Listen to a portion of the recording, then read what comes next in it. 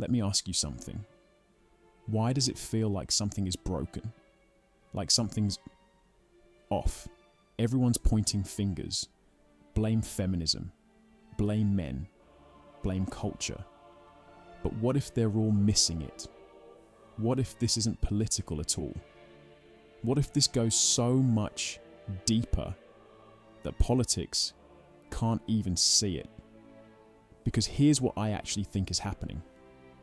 Men and women aren't playing the same game, and they haven't been for a very long time. This isn't about blame. This is pattern recognition. Humans evolved different strategies under real pressure. So just follow the logic. Picture 4 male monkeys, 4 female monkeys. Your brain expects 4 couples. Equal, fair, symmetrical. That's not what happens. The strongest male gets most of the females. Sometimes all of them. The others, watching. Now here's where it gets interesting. They don't give up, they adapt, they bring food, they groom, they offer things the dominant male doesn't even bother to offer. They can't beat strength with strength, so they beat it with strategy. Alpha wins with dominance. Beta wins with strategy. What does that have to do with us? Everything. Because that dynamic never left. We didn't remove it. We just built civilization on top of it and pretended it disappeared. And this is where it gets uncomfortable, because the strategy didn't stop, it scaled. Think about this. If you can't beat the strongest force directly, what do? You go around it. There was a point where men controlled almost everything. Strength, structure, resources. So the move, and I want you to notice how elegant this actually is. You don't fight the strongest men. You speak to the weaker ones. You say, once they're done with us, you're next. Fear. Then, look how much I'm suffering. Don't you feel something? Vulnerability. Then, help me, and I won't forget it. Reward. And just like that, the majority flips against the dominant minority. You don't beat the strongest man. You make weaker men turn on him. And here's what most people miss entirely. That's not just manipulation. That's alignment. Because those lower status men have something real to gain. They weren't winning on their own. But alongside this movement, suddenly they could. So this isn't simply men versus women. It's women aligning with lower status men to displace higher status ones. And for those men, it feels like finally, a door that was closed is open. But here's the part nobody says out loud. Once the stronger men are gone, those same men are next. Because the strategy doesn't retire when it wins. It just selects the next target. And if you're not at the top, you're still replaceable. But here's where it goes even deeper. Because removing strong men isn't enough. You have to remove the traits that made them strong. So the definitions start shifting. Aggression becomes toxic. Dominance becomes a problem. Stoicism becomes emotional repression. And slowly, almost imperceptibly, what used to be respected gets penalized. And the men who benefit from that, not the strongest. The ones who couldn't compete before. So now you have a system that isn't just failing to produce strong men. It's actively selecting against them. And watch what that creates.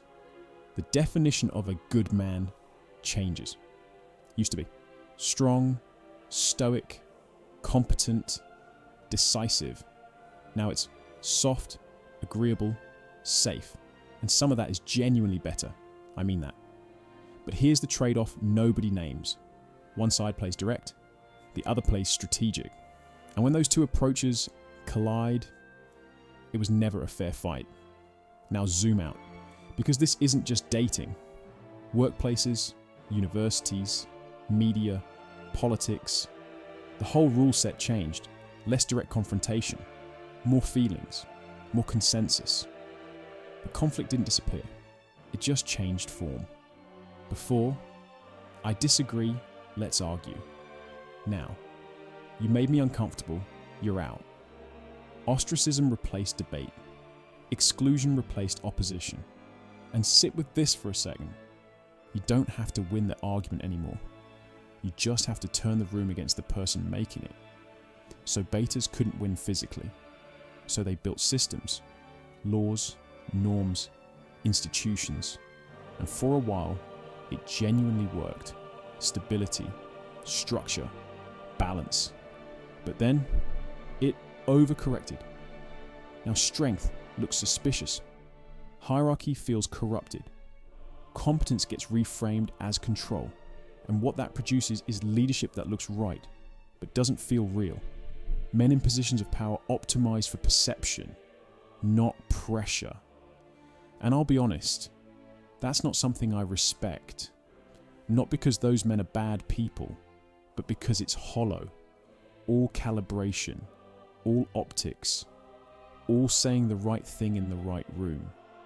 But when something real hits, there's nothing underneath it. That's not leadership. That's approval management. And when a system starts rewarding approval management, you don't get leaders.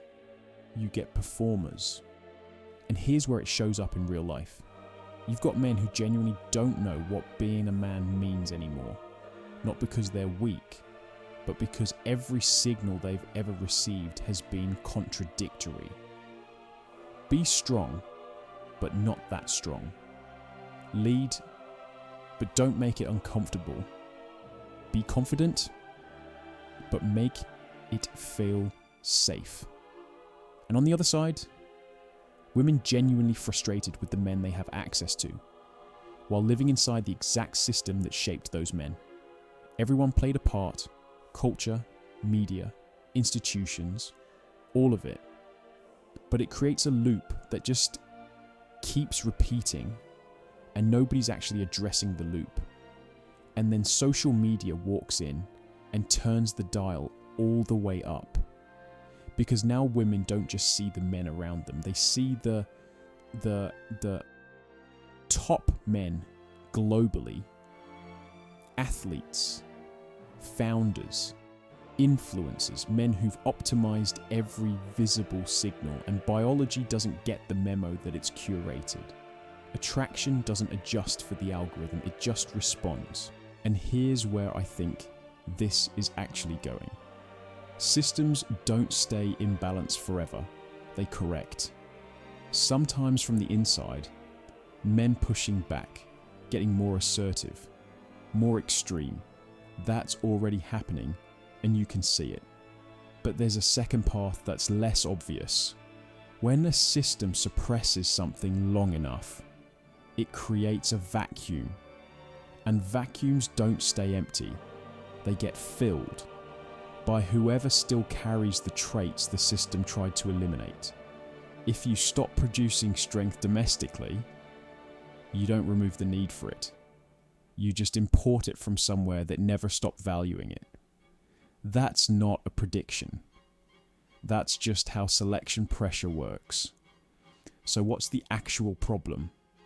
It's not feminism. It's not men failing. It's imbalance. Too much dominance, chaos, too much control, brittleness, too much emotion, instability, too much suppression, resentment that eventually breaks the whole structure. Civilization only works when those forces hold each other in check. Right now, they don't. And most people aren't even asking the right question. So when you look at the world right now, don't just blame men. Don't just blame women. Understand this, the game was always running. The only thing that changed is now you can see the board.